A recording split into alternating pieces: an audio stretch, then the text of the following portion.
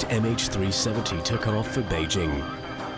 40 minutes later, it reached the edge of Malaysian airspace. Malaysian 370, contact Ho Chi Minh 120.9. Malaysian 370. These are the last words heard from the aircraft. All contact is lost. MH370 vanishes. The world watched as families grieved. No passenger has ever been found. What happened to MH370 and its 227 passengers? Outlandish theories run wild. The plane was hijacked and taken to North Korea. It was shot down by a secret military weapon, or it's sitting on the tarmac somewhere on a remote desert island. There is a possibility of an in-cockpit fire that disabled the crew. I think hijacking is, it's a live theory. It's mass murder. It's somebody crashing those people into the ocean.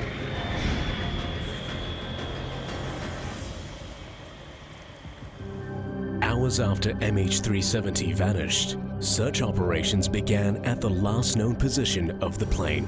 But several days of non-stop hunt finds nothing. No clues, no evidence. What happened? How could an aircraft that big crash into the ocean or crash anywhere and just simply be gone? Investigators turn to the flight manifest for clues. They immediately focus in on one item. Theory number one, an onboard fire. Lithium batteries, when subjected to damage or heat, can explode and catch fire.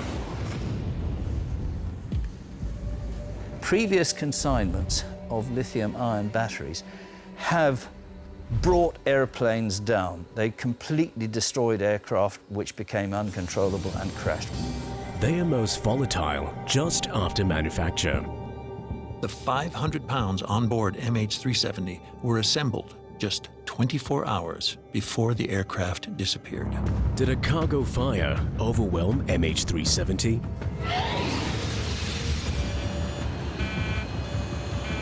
But new findings raised new theories. Theory number two, a passenger hijack. Malaysian Air Force military radar data shows the aircraft didn't stick to its flight path to Beijing.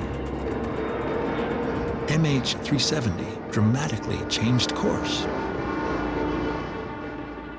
MH370 appeared to be under direct human control for a period of time.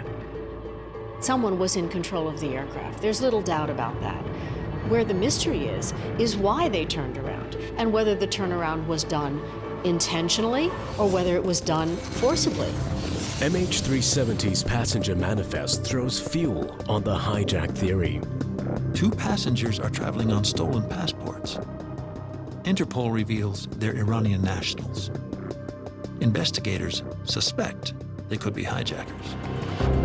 Was MH370 redirected by hijackers? But there's a giant hole in this theory.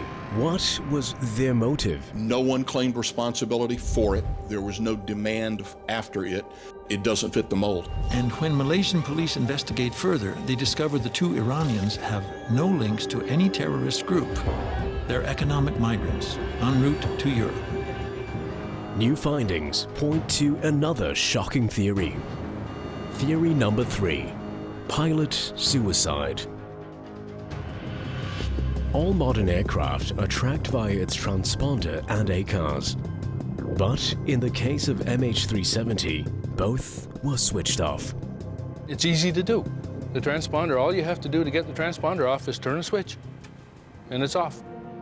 But the ACARS is in the electronics bay, deep below passenger cabins. If you want to disable it completely, you have to come down here and literally pull the plug out of the wall. Both trackers require technical knowledge to be switched off. And 16 days after MH370 disappears, a huge discovery.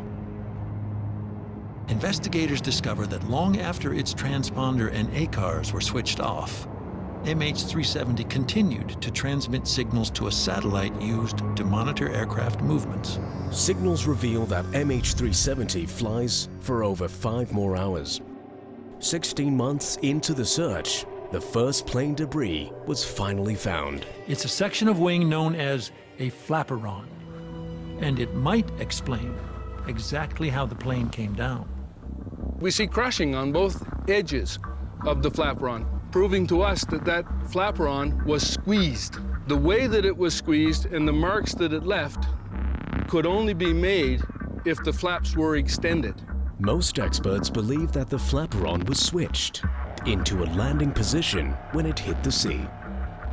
That aircraft was ditched into the ocean. The only way the flaps can get extended is by being selected in the cockpit by a human, by an individual who did it. 53-year-old Captain Zahari Ahmad Shah becomes the prime suspect. Hi everyone, this is a YouTube video. He really enjoyed airplanes. It was a very central part of his life. He even had a flight simulator at his home. That flight simulator throws up an alarming find.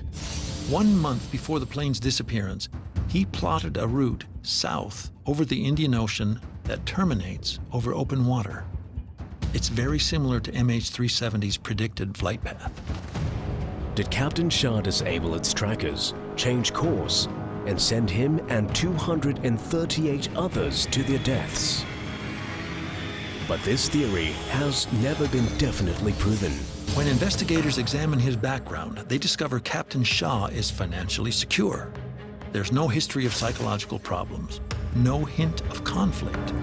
They draw a blank. The mystery continues to deepen. In August 2017, the man who was investigating MH370 was murdered in cold blood. And even after 4 years of searching, the main body of the plane remains missing. As recent as January 2018, MH370's search vessel vanished for 3 days.